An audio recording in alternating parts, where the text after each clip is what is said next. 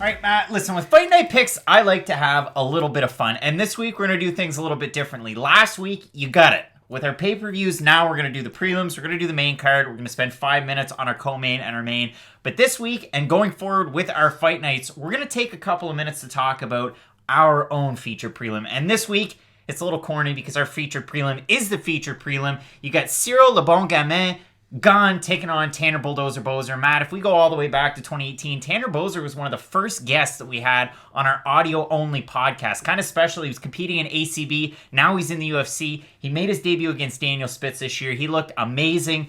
And then for Ciryl Gane, what can I say? In his first 2 fights, he took on Canadians in the TKO organization. Bobby Sullivan, bit of a tune-up fight. Then he took on 7-0 Adam Dyksa, a proven finisher, a guy that a lot of people thought the UFC was going to sign, and he could possibly be the future of the heavyweight division. Oh, wait. Ciryl Gane absolutely blew the brakes off of Adam Dyksa. He's here now. 2 fights in the UFC so far. 2 great finishes against Rafael Pessoa and Don'Tale Mayes. Matt, what can you tell us about this fight? Ciryl Gane's 2020 is going to look an awful lot like Jairzinho Rozenstruik's 2019 or like Francis Ngannou's 2017. There's just something about him. He's a proven finisher, like you said. And even though all of his powers and his strikes, he has phenomenal submissions too. He's one of those guys who he's going to drop you on the feet and not just kind of waste his gas tank trying to finish you on the floor. He's going to look for submission, and he's always going to finish you. The one thing I want to say, so you got Gane that's kind of like a jack of all trades. We saw it in the Pessoa fight. He was able to bait him into a lot of circumstances, and we've said it, and a lot of people said it, man, that was really stupid that he just took him down and went for head and arm triangle. And then you look at the fight against Don'Tale Mayes, who's a heavy hitter, power puncher, and he got him into a heel hook. Like, it's crazy. It's some of the stuff that you don't normally see at heavyweight. And this guy, oh, by the way, he has dynamite in his hands as well. And for Tanner Boser, man, what can I say? A huge body of work. He should have been signed to the UFC a long time ago, competed against some upper-level guys in ACB, ACA, along with M1 Global. And yeah, he's one of those unified guys coming at you from Alberta. I mean, he's a Boneyville guy, but he was supposed to compete in Edmonton in his debut. That fight fell through against Giancomo Lemos. But man, listen, what can we say about his fight style? He pushes forward. He peppers you with a lot of shots. He's one of those guys that can win a decision, but he also has quite a bit of power as well. So how do you see this fight going? I know as far as the odds are concerned, right now, Ciryl Gane's a minus 750 favorite. He's the biggest favorite on the card. Tanner Boser around a plus 450, plus 500. But honestly, I see this fight as being a lot closer than that because either of these guys get a win and their trajectory, listen, it just shoots right off.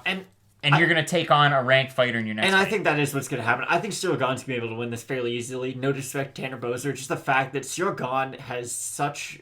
He fights a guy who has 10 times the fights that he does at 5-0. So I feel like he's going to get a big statement win here and then go on to that top 15 and just run havoc through a lot of it. I think Ciryl Gane has one of the highest ceilings in MMA right now. This is one of those guys that, I mean, he has the pro kickboxing acumen. That's why they put him against Bobby Sullivan, then Adam Dyksa. And listen, we're going to go way over the 2 minutes because this fight is really good. It's a great fight. But I believe that, honestly, I think Tanner Boser is one of those guys that you could see him crack the top 15. I think this fight it's almost too soon because I feel like you should probably try and build these guys a little bit more.